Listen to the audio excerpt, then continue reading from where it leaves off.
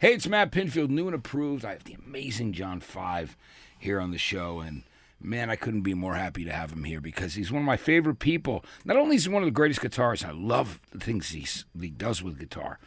So inventive, but can play anything. But he's the biggest rock and roll fan, too, and Kiss fan, and I love talking to you about music. I mean, for me, it's endless. When we hang out, it's the best time ever for me. It is. It's wonderful, and we just love to chit-chat and talk music, and I learn so much all the time. It's like, oh, I never knew that. So it's a blast for me. I was super excited to do this, and my schedule was so crazy because with Motley, we just did a show in Illinois, but we stayed in St. Louis. So we flew into St. Louis, took a 2-hour drive, and then we did the show. We got off at stage at like 11:30, got in the car at like midnight, and then we had to drive 2 hours back to the hotel. Yeah. And then me and Tommy got our lobby call was at 5:15. Wow. So I'm like, so it was, it's early, but, I wouldn't miss it. So here I am. Yeah, thank you for coming in. Absolutely. John, it's amazing. I love to talk about music with you, and we're gonna go through the whole thing, but I want to talk about you as a kid picking up the guitar and falling in love. Well, first of all, what was the first gateway music? Because, for me, it was like I would turn on, listen to everything.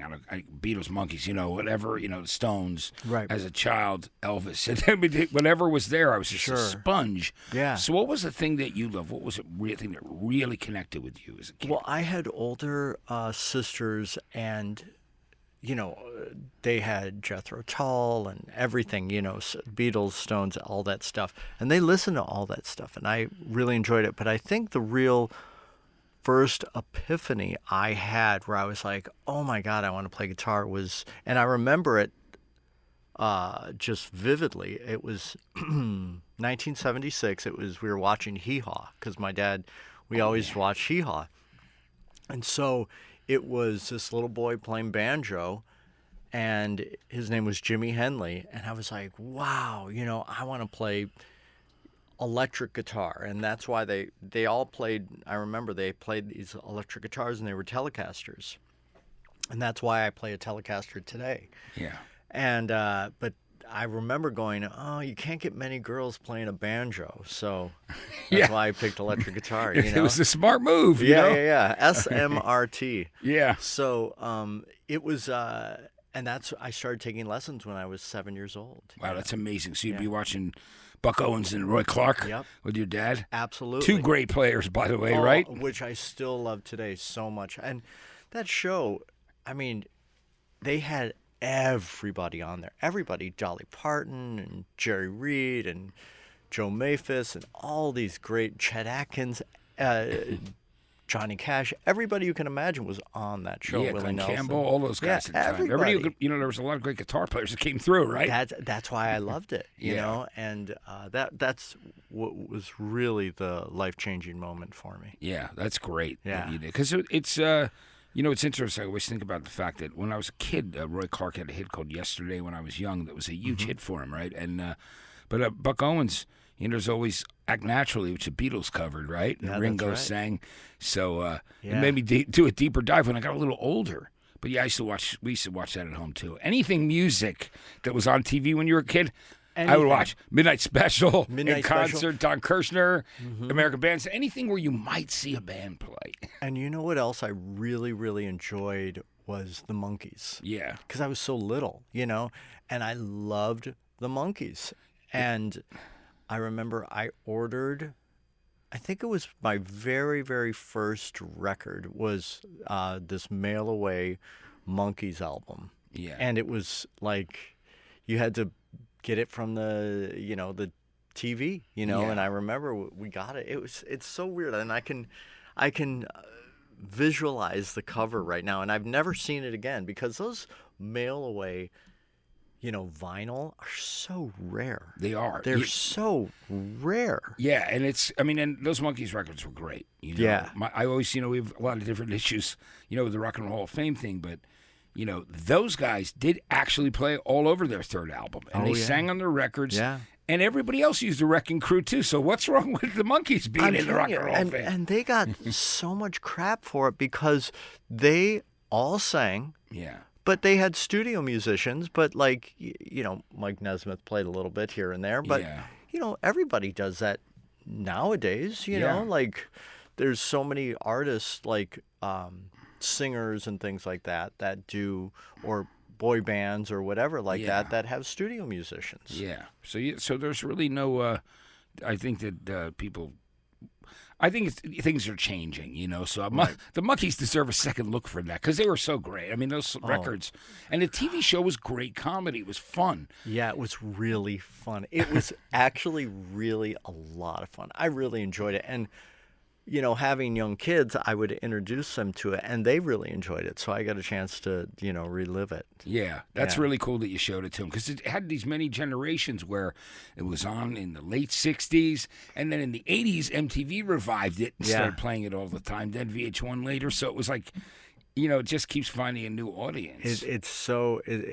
Like things like that. Music on TV was so important to me because that's, we didn't have anything like what we have now where we can pull up a video from anything. But I remember when cable TV came on and they played Woodstock, and I loved Jimi Hendrix, so I was like glued to that TV.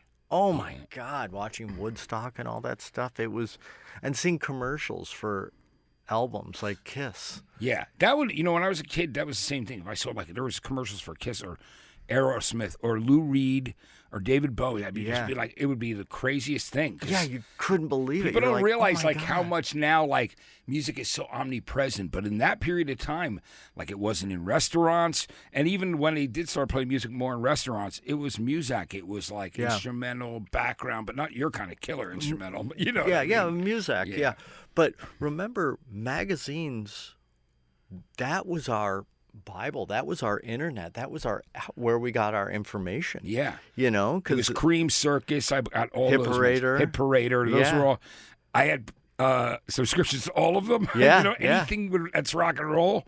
That was it. And it's so funny. It was like, this is the information we're going to give you and stuff. But now we can, it's a little demystifying, but we can see what any of our favorite people are doing around the world at any time. Yeah. And that's wild, but back then, man, you had to wait to see what was going to be in that magazine. Yeah. It's so they were like strange. superheroes to us. You know what I mean? Because they were otherworldly. Yeah, and that's how we viewed our rock and roll stars. Untouchable, but it's now that we're talking about it, to see how different it is today. Yeah. You could name anybody, Jennifer Lopez, and we could dial up and see what she did either yesterday or today. What they had for lunch, or what city they're in, right? Yeah, or something exactly. It's so interesting. But I mean, I love social media. I use social media for a different platform. I love the education of it. Yeah. And seeing different, guitar players from all over the world. It's such a vast of information, and that's what I really enjoy social media for. And I do it too. I play and hopefully inspire some people, on the internet and stuff like that, instead of, saying this is what I ate for breakfast. Yeah, I think it's great. That is the thing that I look to it for. And old footage of bands. I'll go on deep dives to see did who ever do that song live or something like that, or did Aerosmith ever perform that tune? And maybe there's old footage of Boston, or that you see, you'll just be scrolling and Little River Band or something like that. Right, Just exactly. Stuff you're like, oh help is on its way. God, Help is on the way. But it's one of those things where, for years, it was the same thing. Unless it had been released and you could get it first on VHS, then a DVD. And I remember how excited I was because I saw Queen in '76, Night at the Opera, and '77, Day at the Races with Thin Lizzy the second time.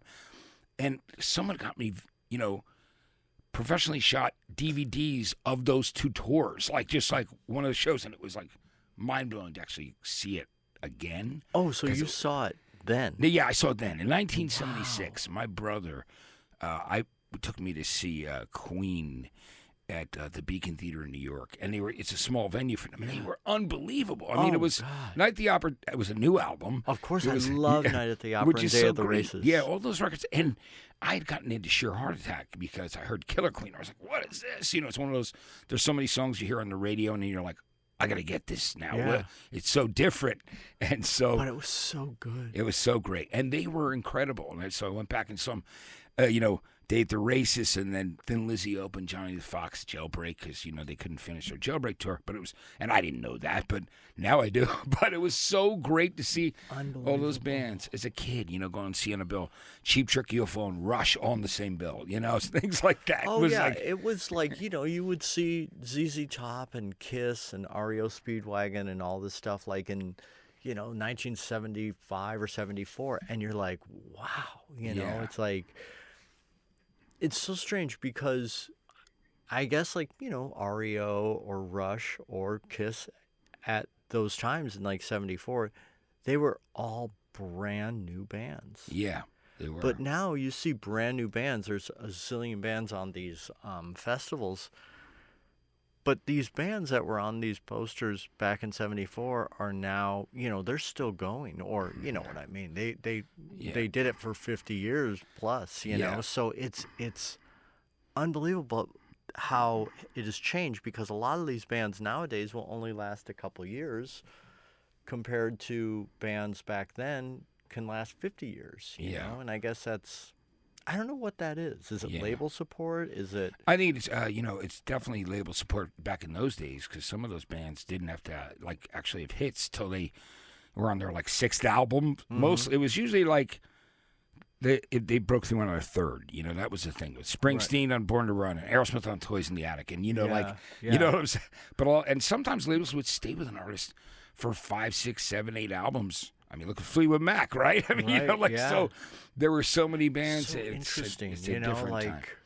Yeah, it is interesting how it is, because you don't really get label support nowadays. No, they don't. They most labels want to kind of find things fully formed in their and then most of the majors are either looking at some kind of buzz or some kind of metrics or statistics, and it's a little different than having. I'm glad I did A&R. Until about 2007, because it was still about if you loved the song and it was gut and you thought this band could, you know what I mean, and whether you were right or not, you had a passion for it. I actually had one of the guys that I know, he'll remain nameless, who's still at a major label, that he said to me once, he goes, "Man, I miss the days of you doing A&R." He goes, you'd come in and you'd be so passionate. Someone would come in now and they'll say, "Here's this has this many likes, this many whatever, this," and then you go, "And it's a pretty good song." He goes, "Pretty good song? It should be a great song," or something, or the artist should be great. Right. It's strange. Do you think bands, let's say, let me think of something a little out of the ordinary. Let's say if Boston came out today and played, I think they would be big, because... Well, I think More Than a Feeling, I remember when it came out as a single, and it was just undeniably unbelievable. It was so great. That's what I'm saying. Songs like that are undeniable, they're immortal. Yeah. A great song is a great song. It'll live on forever. But then you had these band members that harmonized and all did... I mean... Bands back then, it was different, you have Kansas or bands like that. But I think all the bands back in the 70s, if they came out today, would actually be successful, because they were so talented. And the whole thing about the Kansas guys is in Lawrence, Kansas, where they went to school as a college. They knew that a record company guy was coming, so they basically said. They bought a ton of kegs, and they said, "Come to this party, free beer and barbecue out on this farm area." And so now I have a question about Kansas. So they got signed. But how about the great harmony and intro on "Carry On Wayward Son"? I remember, dude. I would be on my bookshelf and I would jump off, act like the air guitar thing. But I don't know if this is a rumor or if this is true. So. And I'm sorry, Kansas, I love you, but is it true their first record, awesome, kick-ass, blah, blah, blah, like successful, but is it true that the second album they put the band's pictures in the album and everyone was like, oh, because they didn't know what they look like? Yeah. Well, that was the difference back then. I mean, MTV changed everything in the early 80s because then it became a visual part, was a big part of success. In the 70s, it didn't matter. You know, there was a guy, I remember seeing a picture of a dude who had like a big hit in the 70s. Alan O'Day, was a pop song, Undercover Angel. And he looked like an ancient to me, and like looked like a butcher with like a balding head like mine with hair on the sides. Yeah. It was like, I was like, what? I looked at the cover, I'm like, how could this be the same dude? I know. You know what I mean? But it's funny when you look back on it. So for you, I've got to say that that was your but you're such an you've such an incredible, like, natural and unique talent. You make a guitar sing, but you also can play anything. Like, I'm just in awe of the things that you can accomplish, John. It just blows me away. And you can play so many different styles, too. Talk to me about, so when did you realize, so were you at that point starting to take lessons? Was there anybody who was mentoring you, or was it something that came pretty naturally? I always took lessons, and I loved music. It wasn't just like, rock music or anything. I just loved music in general. But what happened with me is I had some really extremely bad luck. I had like a lot of family members passing away, a lot of things were happening, and they were all coming one after another. And I was starting to get a little weird, and not, because I didn't take medication, I didn't drink or do anything like that. So my mind, I was just starting to freak out, and it was really bad. Bad things were happening. And I went to a therapist, and he said, well, you should do something to occupy your brain. Like, is there anything you can do to, like, not make your brain race, like idle hands, And so I was like, well, can you learn another language or blah, blah, blah? And I said, well, I can really, dive deep and start doing instrumental songs. And that's the thing that kind of saved me from kind of going crazy. Yeah. And that's because I just did these instrumental songs and all these different styles of music and all this stuff. And I always study different, styles of music. And I thought, well, I'm going to start making instrumental records. And that's kind of why I did that. And, it kind of just really saved me, without medication or, anything like that.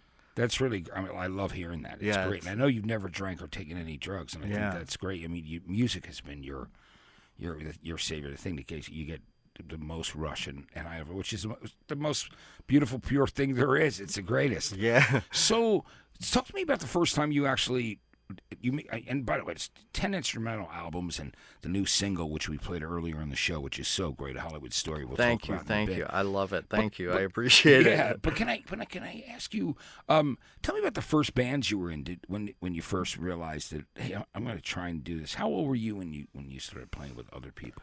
Well, I started playing, I guess, live. We did this Battle of the Bands when I was like in 6th grade and stuff like that. But it was big. It was like big crowds and things like that. And then I started playing bars around 7th grade. Yeah. And my mom said, you can go play these places, but you have to get up for school. That's the rule. Because, when you're in these nightclubs, it's like 1,000 o'clock. You go on stage at like 1,000 o'clock. And then she was like, well, as long as you get up for school, you can keep doing it. And she knew I never drank or anything. But I'm in these nightclubs, and there's girls and everything, and I'm this little kid playing these bars and stuff like that.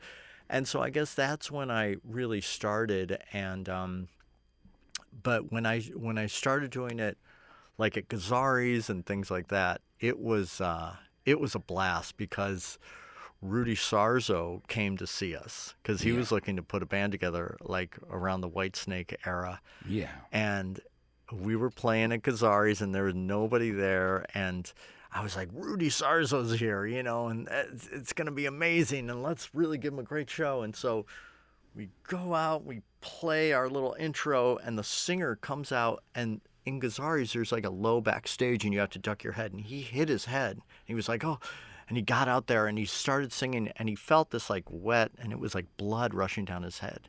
He was like, oh, guitar solo, and then I just ripped in this guitar solo, and Rudy Sarzo was like, this is the greatest show I've ever seen, you know. He thought it was all part of the show. So I went out to breakfast with him, like early breakfast, late dinner after the show, and that was my very first intro into professional career. Yeah, that's amazing. Yeah, That's and so that was great. like in the late 80s. Yeah. Yeah, and Rudy's such a great guy, too, Yeah. man. Yeah. You know, Oh, he's the really, best, dude. He's you the know? best. And he looks exactly the same. Which is incredible. Yeah, he's got like that Dick Clark thing, you know? He Yeah. looks exactly the same. Yeah, he does. He looks great and Yeah. he sounds great, and he's just such an amazing player and human being. You know, I love Yeah. him. So, let's talk about going like to the next step, and when you realize and people started understanding what about your talent. You know what I mean? Playing Yeah, with people over the years. I started doing sessions for like Baywatch Yeah. and like TV commercials and all that stuff. And how it happened was someone couldn't come in or someone wasn't available. And I think, you know, they said, oh, there's this kid that could do it. And, you know, I don't know much about him, but he can come in here and do it. And all I did was study music and was really educated in all this different styles of music. And a lot of players, let's say they charged, I don't know, I'm just giving a easy math, like $500 a day. But I would come in and do it for $100 Yeah. and do it in half of the time. Yeah. And they were like, this kid will come in and do it for like a sandwich, you know? Yeah. So I started working all the time Yeah. because, you know, anybody, you know, it's like someone coming to paint your house and they're like, oh, this guy will do it for like $25. And they're like, yeah, let's use that guy. Yeah. So I was working all the time, doing sessions for like Wilson Phillips and Rick Springfield and John Wetton, Yeah. you know, John Waite, all these Yeah. people, you know, that just needed a, you know, Yeah. picker. And so that's how I just started doing all these sessions early on. Yeah. How did you like to transition to going and joining a band or playing with like Manson or Zombie in that period? Tell me about that. Yeah, that was odd because, you know, it was all from sessions, and I did a session for Lita Ford, and she was like, oh, will you come and do a live show? And I was like, yeah, I guess, you know. And so I did this live show with her, and then word just started getting around. And I think my first thing was with Katie Lang. Yeah. And but no, I was in a band called Red Square Black with Randy Castillo and all Yeah. that stuff. And Yeah. so we did like a small tour, but like my very first big tour was with Katie Lang, and I went on an audition. Nobody knew me, you know, but I learned every song from her catalog, you know, because I was like so hungry, you know, not physically but mentally because I loved music so much. So I learned every song, but not only the guitar parts, I learned all the other instruments on guitar. So I would learn the piano parts on guitar and the bass on guitar. And I don't know why I did that, but just in case if someone asked, you know. So I went on this audition, and there were like, you know, major guitar players for this audition, and I got it. you know, they were like, yeah, this kid got it. You know, what has he done? Nothing. So that, and then that transitioned to David Lee Roth. Yeah. And 2 with Rob Halford. That was cool. I saw you guys play Yeah. in Asbury Park. You remember back in the day? you Yeah, know, yeah, like, yeah. And then that transitioned into Marilyn Manson and so forth. Yeah. I know you loved it. You're a big Van Halen fan, so I knew you'd kind of dreamed about at some point performing with him when you were younger. So tell me about that experience. Yeah, this was like, you know, when these guys were, you know, untouchable. They just didn't even seem real. And I remember I was sitting on my dumb friend's couch, and I was looking at his bookshelf, and it said Crazy from the Heat, the Dave book, and I was like, I wonder what David Lee Roth is doing, And there was the guts I had, there's a phone number and an address, whatever is management. And I go, I'm going to call this number and see if they need any songs, Oh, my name is John Lowry and, I got some songs. And they're like, yeah, just send it to this address. And so going into the studio back then was really expensive. It's not like nowadays. You can, do it pretty much on your phone. But I went into the studio and I did 3 of my kind of Van Halen-esque songs and recorded them and sent them in and didn't think anything of it. And then I got a call, and this is from Eddie Anderson, and he was the security guy for Van Halen for their whole career. Yeah. They're like, oh, we really like these songs. Do you want to send a couple more? And I was like, oh my God, how weird, It's just like winning the lottery. You won the lottery. And so I was like, oh, I don't really have enough money, but I'm going to pull every favor I can. So I go into the studio and do another one, and they're like, oh, we really like these. Can you come in? Yeah. And so I did it, and they were like, can we have some more songs? I'm like, well, I don't really have, I'm tapped out, and they're like, well, just come to Dave's house. And I was like, okay. And I remember back then, we had our Thomas guide. Yeah. We don't have our... Yeah, every band had to use them when they were on the road in those days, you know what I mean? Yeah, so I had the Thomas guide. So I drove to his house. This is me driving. Drove to his house the night before so I would know where to go. So I wouldn't get lost. Very, very smart move. Yeah, SMRT again. Yeah. And so I drove and then went home and got there early and just waited outside of his house because I didn't want to be late. And I remember, it's so weird how you remember things. I remember hitting the call button, and he goes, hello. And it was Dave's voice. You just know Dave's voice. Oh, hi, I'm here to, I have a meeting with David Lee Roth. He goes, come on in. And so I drive, and his driveway, it's the house he grew up in, where they shot Pretty Woman and, all the Van Halen pictures were taken at this house. And the driveway was so messed up. I was like driving, going through all these bumps and everything like that. And there he was in his overalls and stuff like that. And, it was great. And he goes, I want to make a record, and we're going to do it just like we did in Van Halen. We're just going to do it live and just do a couple takes and of these songs and blah, blah, blah. And I was like, yeah, okay. This is so weird. It's just so strange, all of a sudden. And then he goes, then we'll go on the road and we'll figure out some moves. You duck down, I'll kick over you. And I was like, what is going on? This is the greatest day of my life, So it was wonderful. And, we went into the studio and with Ray Luzier playing drums. Yeah, we love Ray. Ray's great, man. Yeah. And it was just a magic time. And I'm still really good friends with Dave still today. That's amazing. And you were in the studio during rehearsals for the Best of Both Worlds, right? When they were getting together to do that again. I was in... Dave was like, come on down to rehearsal. And I was like, oh, okay. And we were in a small room, probably 2 of these rooms. Yeah. And they were rehearsing. And the Van Halen, the reunion Van Halen thing. And so Eddie was there, and, he was talking to me and Alex, and, everybody was there. And it was so rad. And it was just me and my friend Mark, and we were just there watching Van Halen rehearse. And it was so cool, It was just such a strange experience that I got to have. And it was, and then we got to go to the friends and family thing, at the forum and hang out. But I was, really close with those guys. Yeah. I was really close with those guys. Still very close with Mike Anthony, and Eddie was always so kind. He was the greatest, right?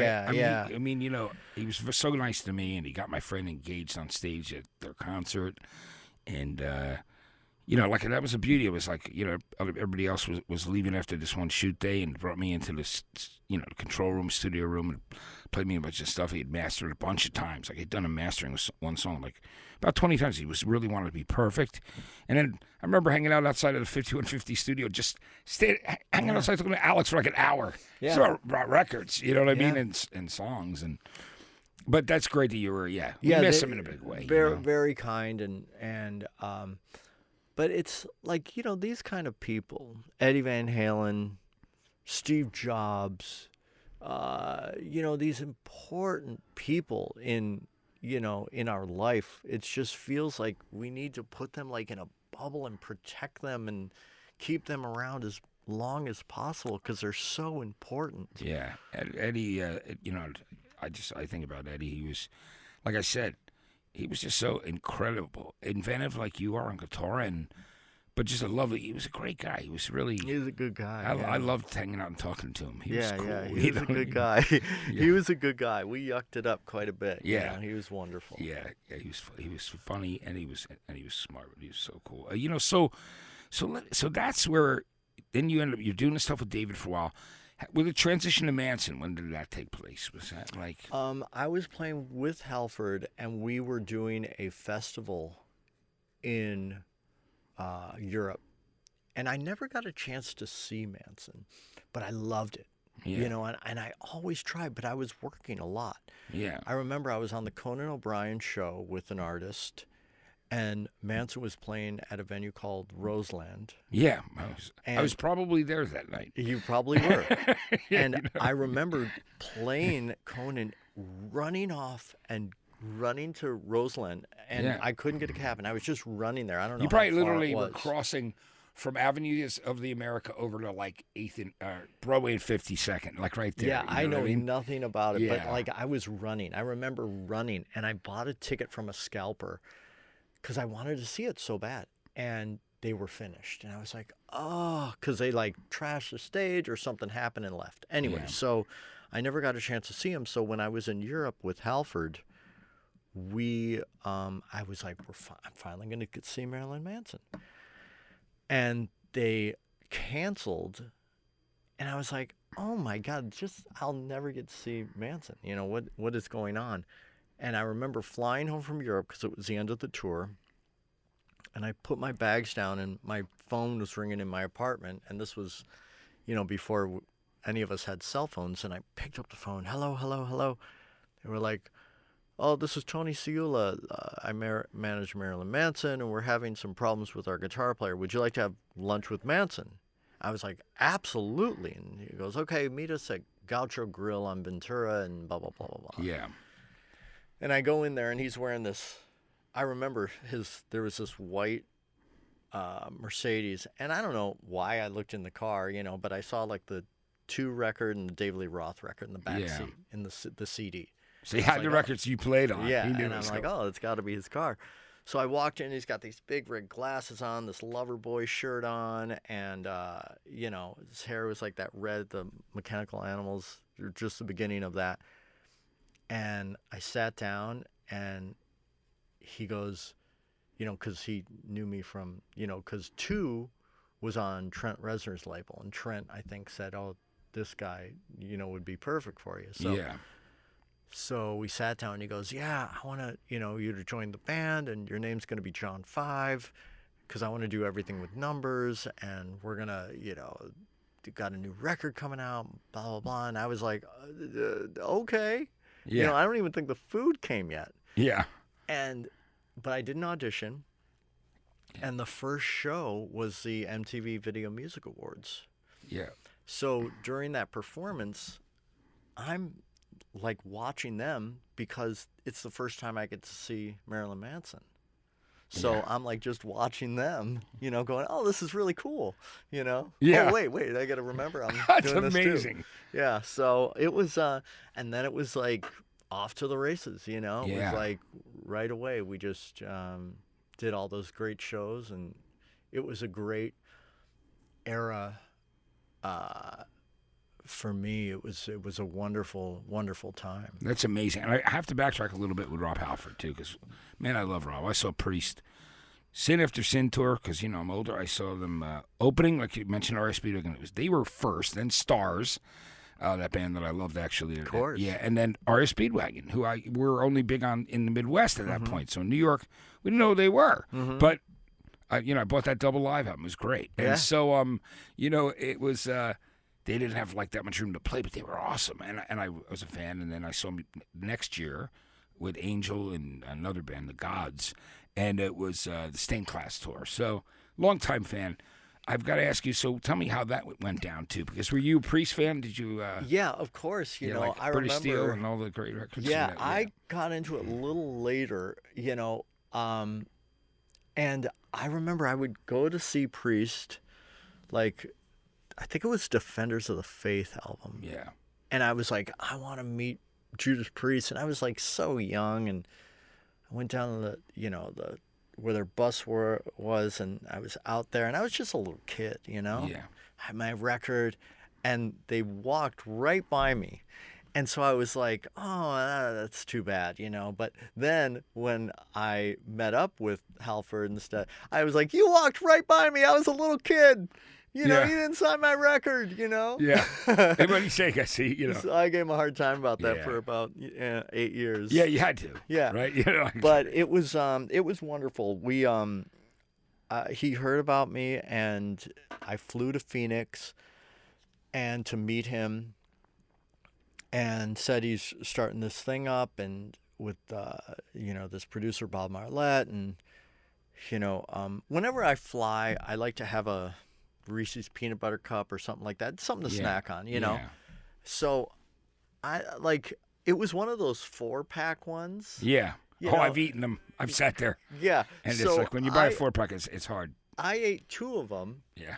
And I put the others, you know, just put it away, you know, and I'm thinking, okay, you know, I'm going to meet Halford, and this is going to be cool. And he picks me up from the airport, and we go to his house, and he talks to me about his vision and what he wants to do.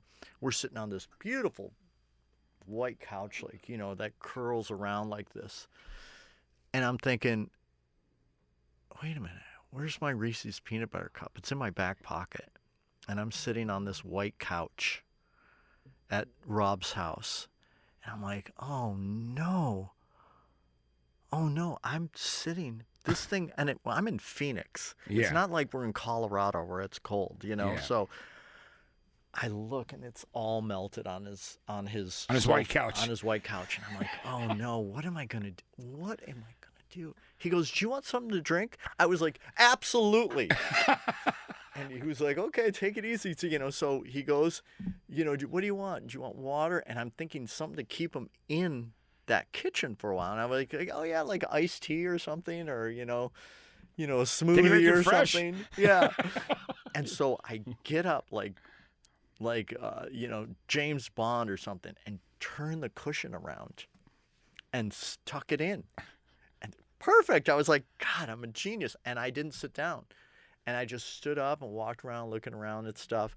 And he had no idea. But later I told him about this. Yeah. And he goes, you know, I always wondered, because they moved or whatever, and he always thought it was like the cat that just, like, you know, shit in the couch or something like that. True story. True story. Yeah, it's a true story. So good. Yeah. I love that. It's amazing. Yeah, yeah. That story is the yeah, best. it's a true story. And I love it because I know how honest you are. You told him later on, you go, hey, I gotta confess yeah, this. Sorry, dude, you know, but... And you still never signed my record. Yeah. Well, that's what happens. That's what you get. For not doing that, which is amazing. That is so great. So let's talk, too, about, you know, I mean, you as a Kiss collector is just, you know, I know there's so much happening with that right now. We both love Kiss, and, you know, for me, like getting to hang out with you and talk to you about Kiss records and things you love. I've sat there when you played like Parasite and just different things that I, you know, I want to, let's talk about your absolute love for Kiss and your collection. Can you kinda... It was, you know, it's funny because I think everything, we try to go back to our childhood to make ourselves feel comfortable, feel safe, happy times that we try to relive. And, you know, my very first record, other than the Monkees, but the very first record I got in a store was Love Gun when it first came out. And it really had an impact on me and still does to this day. And that's what's so important about inspiration. It's like you never know when it's going to strike, and it can stay with you for the rest of your life, just like it happened to you and happened to myself and to millions of other people. But when I was a kid, I got all the the dolls and the lunchbox, the posters and the pencils and the notebooks and the albums and all that stuff. And it was a really happy time for me. I had a wonderful childhood, and I just really had. I remember I would sit in front of the TV with all my Kiss stuff, and I don't know, it was just a happy time. So I started collecting when all the bad stuff happened, like people passing and things like that. And I tried to, from a therapist saying, oh, you should try, it wouldn't hurt it to occupy your mind and bring a little happiness back in. And that's when I started collecting, and it really did work. It was very therapeutic to start collecting this stuff. And it's not just, it's things from all over the world, from Brazil or Japan or Australia or New Zealand, and all the different records, all the different variants of the records, the different labels, where the everything. So it's such a fun hobby, if you will. And then I thought to myself, well, I want people to enjoy this as much as I can, and I'm going to have this museum that I'm going to do in the beginning of next year, where people can come and look at the costumes and look at all the things that, maybe there's a Frisbee from Argentina that no one has ever seen before, and it's all from 73 to 83. Yeah. And so I'm going to do that. It's a very, very limited amount of people that are going to be able to come and check this out. And it will be, because I'm going to be there. So it'll be 6 people at a time at a 2-hour session, because I want to be there and talk with everybody about what it is and what this is and what that means. And so it's not just like somebody walking through it. You've got some real stories. See, that's what I would love. That's yeah, what I love to do, it's the real thing. Like Yeah. Gene's 74 outfit, like he would, you can touch it and you'll be able to look at it and examine it and see the blood still on it. But he would, there was only one of these, and he would hold it on the subway when he was traveling. Yeah. And like this one, they had no money. Yeah, I mean, it's amazing how they had no money to borrow those clothes from Bill Aucoin for the cover of Dress to Kill, which is still one of the greatest shots ever. It's amazing. I mean, I love that. It's amazing. So I think it's important to keep all this stuff in, like, and preserve it, because it is history, if you will. And I think it will bring some happiness to people as well, to be going, oh, I remember I had that shirt, or I had this, and there's 500 shirts, there's 900 records, there's like 1,300 magazines like that you could just thumb through and look through, and all That's this stuff, amazing to me. So it'll be a lot of fun. Yeah, I recently got a 7-inch of Nothing to Lose, like the domestic one, the love theme from Kiss on the back. And I was like, in Vegas, I was like, and the guy was, he was just like, I think you're a Kiss fan. And I was like, wow. It was because it's so rare these days. But I love all that stuff. And it's really fun. Yeah. And it was great to get to narrate Second Coming, which you said you liked that. Oh, my God. So when you did The Second Coming, I still believe that is one of the best music documentaries out there. And I'm not just saying this. I tell people this. You did such an amazing job on that. It was just absolutely perfect. I think that is better than their A&E special that came out. Yeah. But the only thing wrong with it, I can't download it from anywhere. I have to watch it on YouTube. So I watch it when I'm in the hotel and stuff like that, because it's so amazing. Yeah. It's such a great doc. I was so grateful to be asked by Gene to do it. And, it was you an were amazing incredible. time. I was so, like, it's one of those things where, when you are part of someone's history that you've loved and admired when you were growing up, it's like, you're like, just kind of like when you play with people, even though it's a different thing, but it was amazing. And then getting to sing with Peter Ace and Gene doing those 3 songs was, life. It was one of those moments in my life where I'll never forget. Yeah, Singing yeah. Rock Bottom, 100,000 Years and Do You Love Me with them, and getting in Kisses in Gene's boots from the Love Gun tour, which they were using for Psycho Circus, Right. And that's what's funny. Like, you not only, and I'm not just saying this, but you have obviously a great radio voice, but you have a great singing voice as well. Like, it's everybody's like, I'm like, have you heard Matt Pinfield sing? He's like he's a great singer, and stuff like that. Yeah, my girlfriend says that. She's like, I had no idea until I saw this video, and I was like, and it means the world to me. Yeah, it's really cool. Yeah. There was something that came up which is so odd.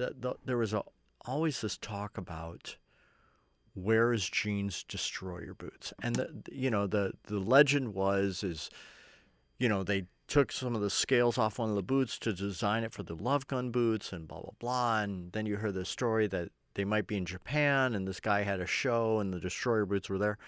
So I was on tour just like last year, and this guy goes, I had Gene's Destroyer boots, and I was like, you don't know if, and he goes, here they are, and it was a picture, and it was this guy from Japan had them, and sure enough, the scales on one of the boots were gone, and he said, yeah, dude, I'm looking to sell them and stuff. He had some medical things he had to do, and I had them looked at and everything, like the leather and the grommets and everything, to make sure they were of the era. Authenticated there, yes. Totally authenticated, and I got them. And so these are things you can see in the museum. But I mean, I would never ever put my foot in these, because they do not look like they'll withstand that, right? And they do not look very sanitary. It's like there's like the blood, and like there's rust and there's mold and everything like that. Yeah.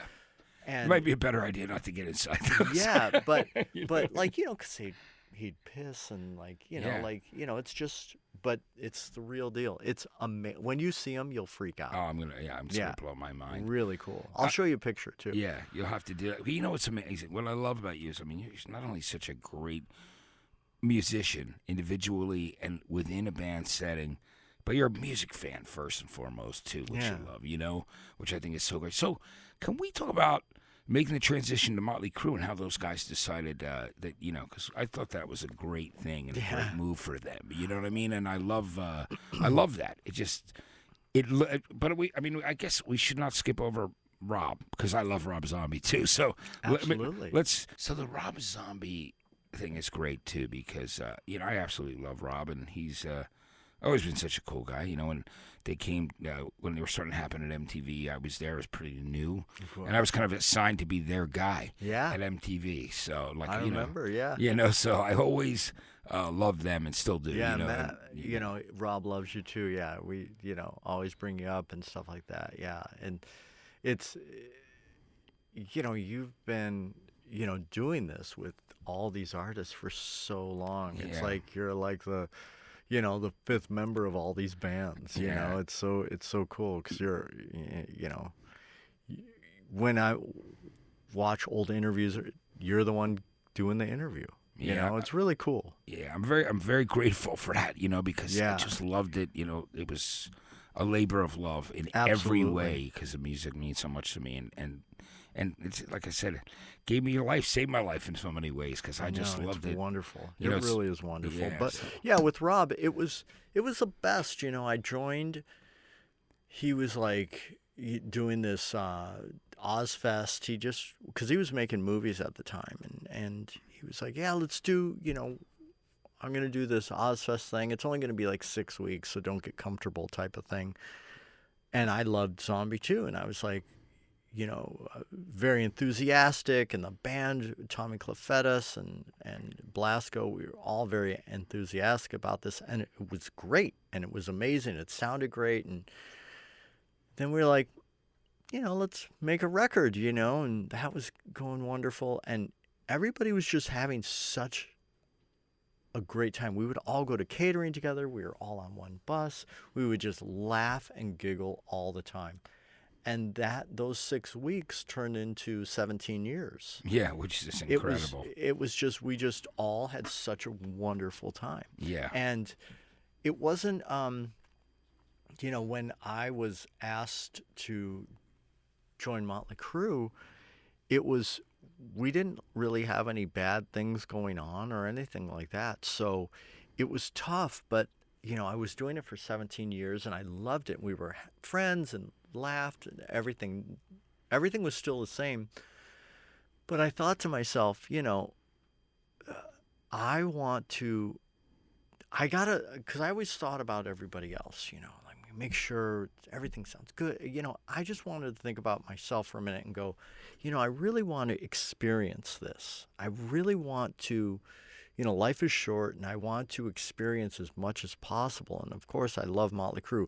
But with this, I've been friends with Nicky forever. Forever, just really close. And then with Tommy, I've always worked with him. So, I was really close with these guys. Really, really, really close. And, poor Mick, he has horrible disease. And, the poor guy, if I have like a weird like paper cut, I'm like, I don't know if I can do the show, and you got Mick Mars out there. Like, I would always say he's the toughest guy I know. Yeah. Because he's getting up there and just killing it and just like in pain, but just playing, and I'm like, wow, I have such respect for him.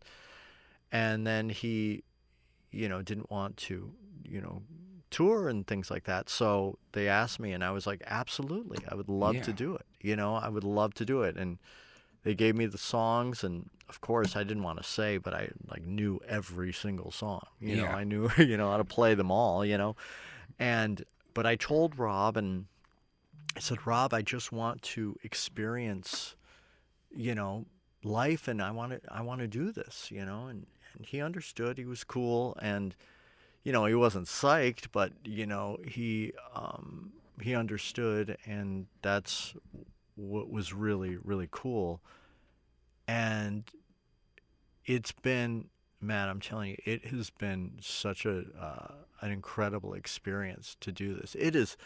It's a different thing. 'Cause you imagine what it could be like, and then it like just goes so far beyond that, just like, it's so crazy, in such a fun, incredible way. And it just feels like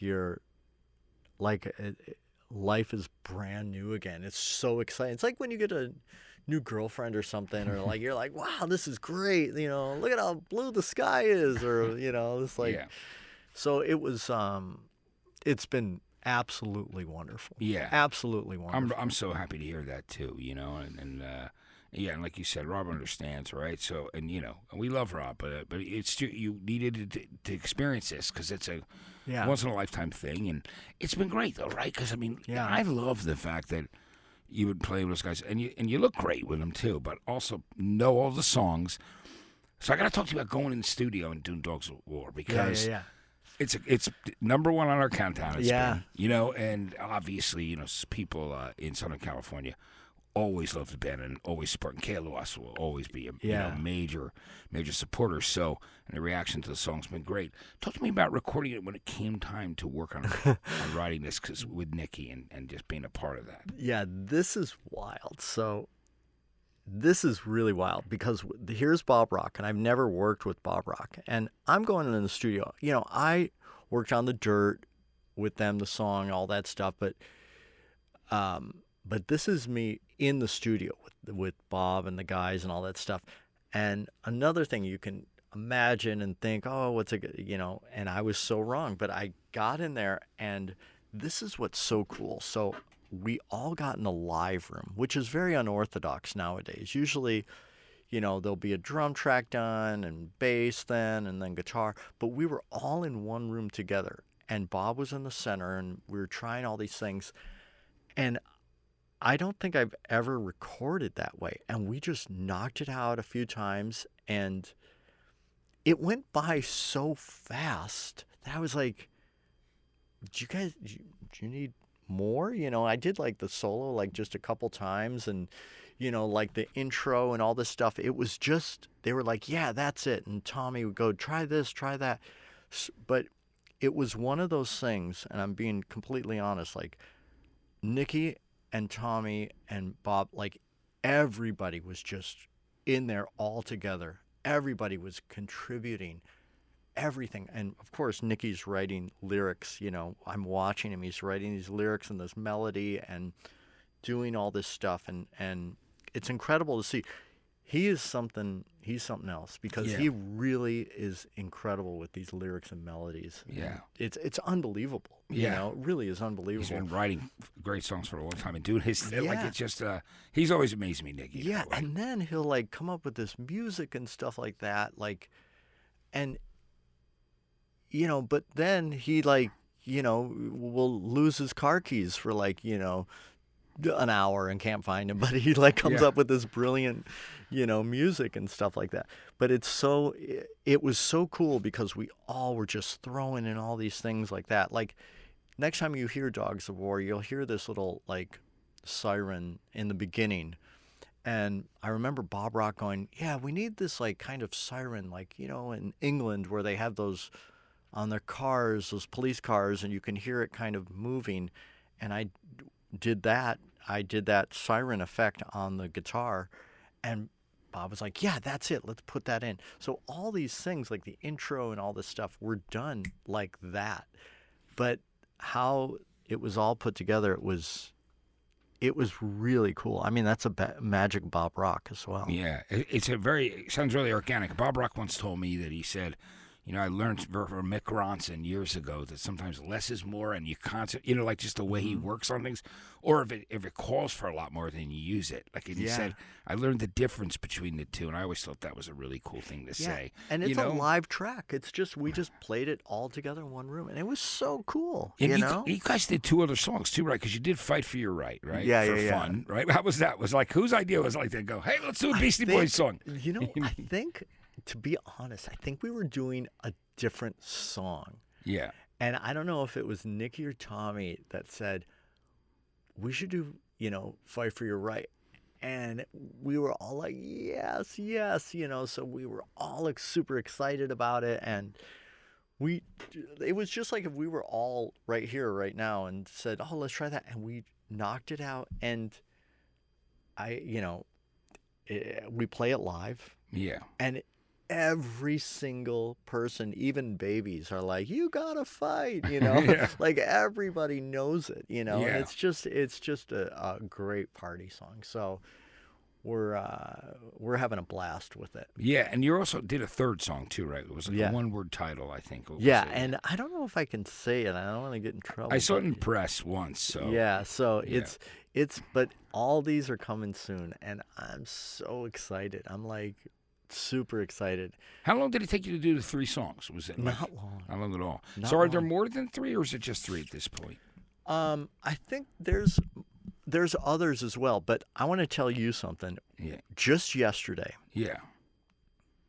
Nicky sat down. We all have our different dressing rooms. He comes in, he goes, oh, I got this song, this idea for this song. And he starts playing it and sings it. And I was like, oh my God, it just sounds like it would be a cut off Too Fast for Love. Yeah. Matt, I'm telling you, because we love Motley Crue. Yeah. It was incredible. I was like blown away. Yeah. And then he like scampered off and like bumped into the wall or something like that and walked out. And I was like, I couldn't believe it, But that is the cool thing about certain artists, that it's just inside them, and they could just, do that kind of stuff. Yeah, it's amazing. It really is. As my girlfriend calls it, the lizard brain. It's like that thing that always kind of, that part of your brain that always I could is never write lyrics. I just could never. I'd be like, I don't know, boobs. I don't know. I don't know. Yeah, but you do enough great stuff on the guitar, so you've definitely. I so appreciate you coming in, and I'm pumped about the new one. Before we leave, just tell me more about Hollywood Story, the new single. Hollywood Story. So it was, I did this song, and it was kind of a look back of my, they're doing this documentary on me. Actually, Dolly Parton starts out the documentary. Oh, That's that's really mad. cool. That's Yeah. amazing. But it's really cool, and everybody's in the documentary from, the Motley guys, Rob Halford, Gary from Leonard Skinner, Katie Lang, Peter Criss, everybody you could imagine. And then I did the video, the Hollywood Story, and it's all like little clips from the documentary, and it's a really cool video. People really enjoy it. So, yeah, I'm going out on this tour right after Motley, and we're going all through Canada and all through the States, and we're gonna I love playing my instrumental, live, and people really enjoy it because they're intimate and they get to see it right up close, and we just have such a great time doing it, man. Yeah. It's just magic, and we're gonna play that song live and record it, and probably put out a live record, and life is good, It's beautiful, and you make the guitar. I mean, on these instrumental records, sing and do so many things. It's speaking to you. It's a very soulful thing, and on this song too, it's like, you know what I mean? As an instrumental, it's like the words are the instrument talking. It's a beautiful thing with the melody and everything else that you do. It's just incredible. Yeah. Whenever I watch you play, it's just I love it. Thank you. Yeah. It's growing up, I would have never thought I would have had the life I had. I just am so lucky and fortunate and appreciative, and it's just I don't take it for granted at all, ever. Yeah. I didn't think I'd ever do an interview in my life. I just am so appreciative of everything, and it's just enjoy everything. Yeah. I know exactly. I'm grateful to be alive. Yeah. Every day I'm thankful. I've got music. I'm so lucky to be doing what I do, and I love it.